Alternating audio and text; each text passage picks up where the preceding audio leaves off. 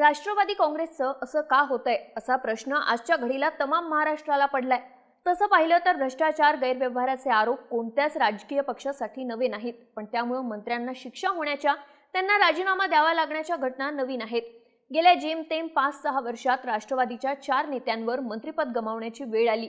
आधी अनिल देशमुख, मग नवाब मलिक, आता धनंजय मुंडे आणि माणिकराव कोकाटे। महाविकास आघाडी सरकार सत्तेत असताना विरोधी पक्षनेता असलेल्या देवेंद्र फडणवीसांमुळे देशमुख आणि मलिकांना पद सोडावं लागलं। आता राज्याला विरोधी पक्षनेता नसला तरी विरोधी पक्षांच्या दबावामुळे का होईना मुंडेंना पद सोडावं लागलं आणि कोकाटेंवर पायउतार होण्याची वेळ आली आहे। म्हणजे फडणवीसांनी 2.5 वर्षात 2 मंत्र्यांच्या विकेट काढल्या, पण त्यांच्याच मुख्यमंत्री पदाच्या केवळ 1 वर्षात विरोधी पक्षांनी 2 मंत्र्यांच्या विकेट मिळवल्या। त्यामुळे फडणवीसांपेक्षा सध्याच्या विरोधी नेत्यांचा या बाबतीतला स्ट्राईक रेट भारी असल्याचं सिद्ध होतंय। पण राष्ट्रवादी काँग्रेसच्या नेत्यांच्या बाबतीतच असं का होतंय? शरद पवारांच्या नंतर अजित पवारांकडे नेतृत्व येऊनही पक्ष कशामुळे डॅमेज होतोय? आणि आता 2 मंत्र्यांच्या विकेट पडण्यामध्ये विरोधी पक्षांचा वाटा किती आहे, की या हिट विकेट आहेत?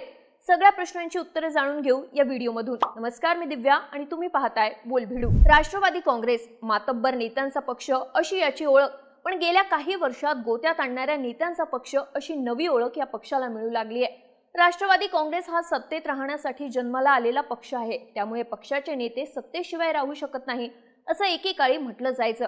कालांतराने असा लौकिक बाकीच्या सगळ्याच पक्षांना लाभला, हा भाग वेगळा। पण केडरचा विचार करायचा तर राष्ट्रवादी काँग्रेसचं संघटन राज्यापुरतं मर्यादित असलं तरी ते मजबूत होतं। पक्षाचे बहुतांश नेते आपापल्या मतदारसंघात प्रबळ होते आणि स्वतःच्या ताकदीवर निवडून यायचे। कार्यकर्तेही नेत्यांसाठी झटायचे, पण या पक्षाच्या नेत्यांवर अनेकदा भ्रष्टाचार गैरव्यवहाराचेही आरोप झाले आणि पक्षाची प्रतिमा मलिन होत गेली। खरं तर कोणताही पक्ष सत्तेत आल्यावर तो अधिक मजबूत होतो। अजित पवारांच्या नेतृत्वाखालचा राष्ट्रवादी काँग्रेस महायुतीत आल्यामुळे तो आणखी ताकदवान होणं अपेक्षित होतं, पण तसं होण्याऐवजी तो दिवसेंदिवस गोत्यात येत होता। खरं तर एरवी क्लीन इमेजचा आग्रह धरणाऱ्या भाजप सोबत सत्तेत मांडीला मांडी लावून बसल्यावर राष्ट्रवादीतली गैरव्यवहारांची परंपरा खंडित होईल असं अनेकांना वाटत होतं, पण तसं काही घडलं नाही।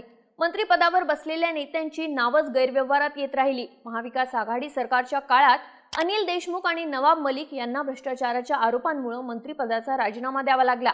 आता महायुती सरकारच्या काळात आधी धनंजय मुंडे आणि माणिकराव कोकाटे यांच्यावर राजीनाम्याची वेळ आली आहे। उद्धव ठाकरे सरकारच्या काळात अनिल देशमुख गृहमंत्री होते। मुंबईचे माजी पोलीस आयुक्त परमबीर सिंग यांनी त्यांच्यावर 100 कोटींची वसुली करायला सांगितल्याचा आरोप केला।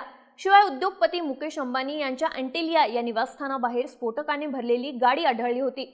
यामुळे देशमुखांच्या राजीनाम्याची मागणी सुरू झाली। त्यांच्या मागे ईडी सीबीआय चौकशीचा ससेमिरा लागला। ईडीने 2021च्या नोव्हेंबरमध्ये आणि पुढे 2022च्या एप्रिलमध्ये सीबीआयने त्यांना अटक केली। देशमुखांना राजीनामा द्यावा लागला आणि ते कोठडीत गेले। यात सरकारमधले अल्पसंख्याक विकास मंत्री नवाब मलिक यांचंही नाव पुढे गैरव्यवहारात समोर आलं। अंडरवर्ल्ड डॉन दाऊद इब्राहिमच्या कुर्ल्यातल्या जमीन विक्री प्रकरणात त्यांचा सहभाग उघड झाला।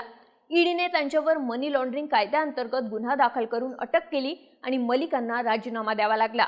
या दोन्ही प्रकरणात तत्कालीन विरोधी पक्षनेते देवेंद्र फडणवीस यांनी रान उठवलं होतं। सभागृहात आणि रस्त्यावरही भाजपने या दोघांच्या विरोधात मोठी मोहीम उघडली। त्यामुळे महाविकास आघाडी सरकारच्या त्या 2.5 वर्षांच्या काळात 2 मंत्र्यांना घरी पाठवण्यात भाजपला यश आलं।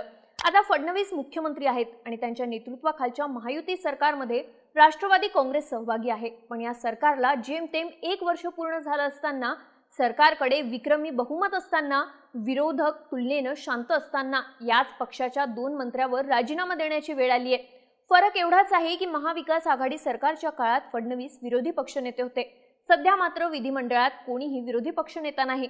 अनिल देशमुख आणि नवाब मलिकांच्या राजीनाम्यामध्ये फडणवीसांची भूमिका महत्त्वाची ठरली होती।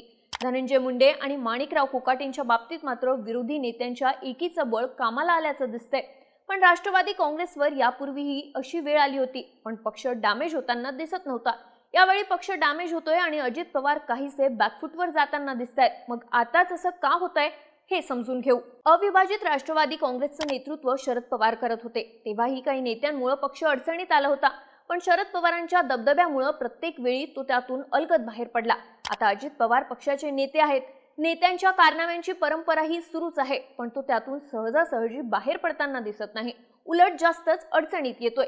यामागचं मुख्य कारण आहे शरद पवार आणि अजित पवार यांच्या नेतृत्वात असलेला फरक। शरद पवार मुरब्बी नेते आहेत, ते वाऱ्याची दिशा अचूक ओळखतात अडचणीच्या वेळी कामी येतील असे संबंध त्यांनी सर्व पक्षांमध्ये निर्माण केलेत. शिवाय पक्षावर त्यांची एक हाती पकड होती. त्यांच्या पुढे जाण्याची हिंमत कोणतेही नेते दाखवत नाहीत. अजित पवारांचं नेतृत्व धडाकेबाज आहे, म्हणूनच ते काही प्रमाणात असंयमी मानलं जातं. प्रशासनावर मजबूत पकड ठेवणाऱ्या अजित पवारांची पक्षातल्या नेत्यांवर पकड ठेवताना कसरत होताना दिसते. शिवाय त्यांचे इतर पक्षात वरपर्यंत मजबूत संबंध नाहीत. एकनाथ शिंदे यांनी भाजपच्या दिल्लीतल्या नेत्यांशी जेवढी जवळीक निर्माण केली आहे तेवढी जवळीक शरद पवारांचे पुतणे असूनही अजित पवारांना करता आलेली नाही. त्यामुळे देवेंद्र फडणवीस वगळता त्यांना अन्य नेत्यांशी संकटकाळी कामी येण्यासारखे संबंध तयार करता आले नाहीत. राष्ट्रवादी काँग्रेस अविभाजित होता तेव्हा जसे मंत्र्यांवर आरोप झाले तसे आता पक्षात फूट पडल्यावरही होत आहेत. खुद्द अजित पवारांवर पूर्वी जलसंपदा खात्यातल्या घोटाळ्याचा आरोप झाला आणि आता मुंढव्यातल्या जमीन विक्री प्रकरणातही त्यांच्या भूमिकेवरून संशय निर्माण झालाय. स्वतःच अशा आरोपांच्या फेऱ्यात अडकत असताना अजित पवार मात्र प्रत्येक वेळी आपल्या सहकाऱ्यांचा बचाव करत होते. मस्साजोगचे सरपंच संतोष देशमुख यांच्या हत्या प्रकरणात धनंजय मुंडे यांच्या राजीनाम्याच्या मागणीने जोर धरला. मुंडेंचा वाल्मिक कराडशी थेट संबंध असल्यानं प्रचंड दबाव निर्माण झाला, पण अजित पवार अनेक दिवस त्यांचा राजीनामा घेणं टाळत होते. शेवटी मुख्यमंत्री फडणवीसांनी मुंडेंचा राजीनामा मागितल्यावर अजित पवारांना तो निर्णय मान्य करावा लागला. माणिकराव कोकाटेंनी तर एकामागून एक चुका करूनही ते त्यांच्या मागेच उभे असल्याचं दिसत होतं. कृषी मंत्री असताना कोकाटेंवर बेजबाबदारपणे वागल्याचे आरोप झाले. शेतकऱ्यांना भिकारी म्हणणं, ढेकळांचा पंचनामा करायचा का असं विचारणं चर्चेत आलं. त्यांचा विधानसभेत रमी खेळतानाचा व्हिडिओ व्हायरल झाला आणि सदनिका गैरव्यवहारात नाशिकच्या न्यायालयाने 2 वर्षांची शिक्षा सुनावली. पण अजित पवारांनी केवळ त्यांचं खातं बदललं. एरवी जरब असलेला नेता अशी प्रतिमा असलेले अजित पवार इथे मात्र बॅकफुटला गेल्याचं बोललं गेलं. या उलट अनिल देशमुख आणि नवाब मलिकांचं उदाहरण देता येईल. शरद पवारांनी ठरवलं असतं तर या दोघांवरची ईडी सीबीआयची कारवाई आणि कदाचित पुढची अटकही ते रोखू शकले असते, पण त्यांनी तसं होऊ दिलं नाही.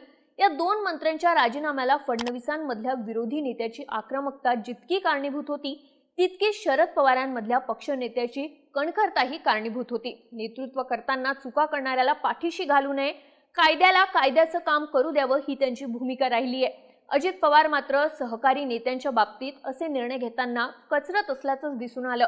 राष्ट्रवादीचं असं का होतंय या प्रश्नाचं उत्तर शोधताना शरद पवार आणि अजित पवार यांच्या नेतृत्वातला हा फरक लक्षात घेण्यासारखा आहे. आता धनंजय मुंडे सरकारच्या बाहेर आहेत आणि माणिकराव कोकाटे आता तरी बिनखात्याचे मंत्री आहेत. या दोघांच्या रूपाने सरकारच्या एकाच वर्षाच्या काळात 2 मोठ्या विकेट विरोधी पक्षाला मिळताना दिसतायत. महाविकास आघाडीच्या काळात अनिल देशमुख आणि पुढे नवाब मलिक यांच्या अशाच 2 विकेट मिळवायला फडणवीस आणि भाजपला 2.5 वर्ष लागली. एका अर्थाने फडणवीस आणि भाजपपेक्षा सध्याच्या विरोधी पक्षांचा या बाबतीतला स्ट्राईक रेट जास्त असल्याचं दिसतंय. पण धनंजय मुंडेंचा वाल्मिक कराडशी असलेला संबंध उघड होता आणि माणिकराव कोकाटेंनी खोटी कागदपत्र देऊन सदनिका हडपल्याचं कोर्टातच सिद्ध झालंय. त्यामुळे इथे विरोधकांना विकेट मिळवायला फारसे कष्ट घ्यावे लागले नसल्याचं दिसतं. म्हणजे मुंडे आणि कोकाटे यांची हिट विकेट पडलीये असंही म्हणता येतं. या सगळ्याविषयी तुम्हाला काय वाटतं? राष्ट्रवादीच्याच मंत्र्यांच्या विकेट कशामुळे पडतायत आणि मंत्र्यांच्या विकेट मिळवण्यात महाविकास आघाडीचा स्ट्राईक रेट भाजपपेक्षा कशामुळे जास्त राहिला? तुमच्या प्रतिक्रिया कमेंट करून सांगा आणि अशाच माहितीपूर्ण व्हिडिओसाठी बोल भिडूच्या YouTube चॅनलला नक्की सबस्क्राईब करा.